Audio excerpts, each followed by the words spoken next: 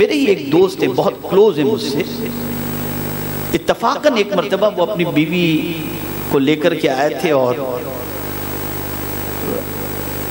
وہ بیوی جو ہے وہ گھر والوں سے ملاقات کی تو پتہ چلا کہ اس کا رنگ کیسا ہے۔ یعنی اگر میں یہ کہوں تو غلط نہ ہوگا کہ ان کی بیوی کا رنگ جو ہے وہ dark black, Z black colour ہے ان کی بیوی کا۔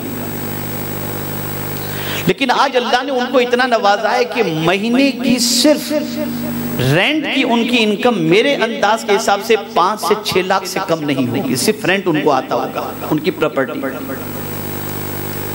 خوب دولت اللہ نے عطا فرمائی، خوب دولت عطا فرمائی۔ تو لوگوں نے مشورہ دیا کہ یار تمہاری بیوی کو لے کر کہیں لے جانے کے لائق نہ ہو، تمہاری بیوی کا رنگ دیکھ کر سب مذاق اڑاتے ہیں کہ ان کی بیوی یار ایسی بالکل لگتی ہے۔ تو انہوں نے کہا جب میں غریب تھا تو مجھے کوئی لڑکی نہیں دیتا تھا، پھر میری شادی اس سے ہوئی، اور شادی کے بعد سے مولا کی جو رحمتوں کا نزول شروع ہوا ہے اور برکتوں کا نزول شروع ہوا جس کی کوئی انتہا نہیں۔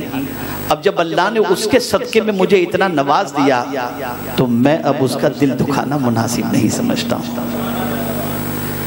مجھے فوراً اس بات پر آقا کریم صلی اللہ علیہ وسلم کی ایک حدیث یاد آئی۔ آقا کریم صلی اللہ علیہ وسلم کی بارگاہ میں ایک غریب صحابی حاضر ہوئے اور عرض گزار ہوئے، یا رسول اللہ صلی اللہ تعالی علیہ وسلم، میں غربت کی چکی میں پیسا جا رہا ہوں، بے پناہ غریب ہوں، سرکار مجھے کوئی نسخہ عطا فرمائیں۔ میرے آقا صلی اللہ تعالی علیہ وسلم نے ارشاد فرمایا تم شادی کر لو۔ کہتے ہیں حضور خود کا پورا نہیں ہوتا اور بیوی کی ذمہ داری کہاں سے اٹھاؤں گا؟ میرے آقا صلی اللہ علیہ وسلم نے فرمایا آنے والی کی تقدیر سے اللہ تمہاری غربت کو دور فرما دے گا۔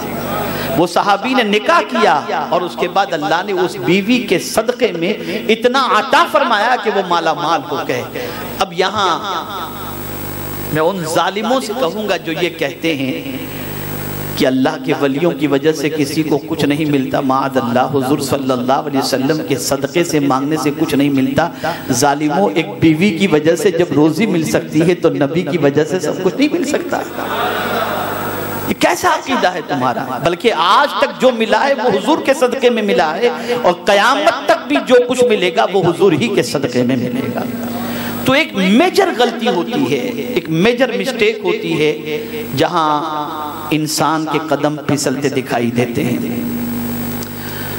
تو میرے پیارے آقا صلی اللہ تعالی علیہ وسلم کے پیارے دیوانوں، اس چیز کا بھی خاص خیال رکھنا چاہیے کہ جس کے ساتھ وفاداری کا آپ نے عہد کیا ہے آپ اس سے وفاداری میں کسی قسم کی کوتاہی نہ برتیں، اور اپنی بیوی کو کبھی ہلکا نہ لیں، اپنی بیوی کو کبھی اگنور نہ کریں۔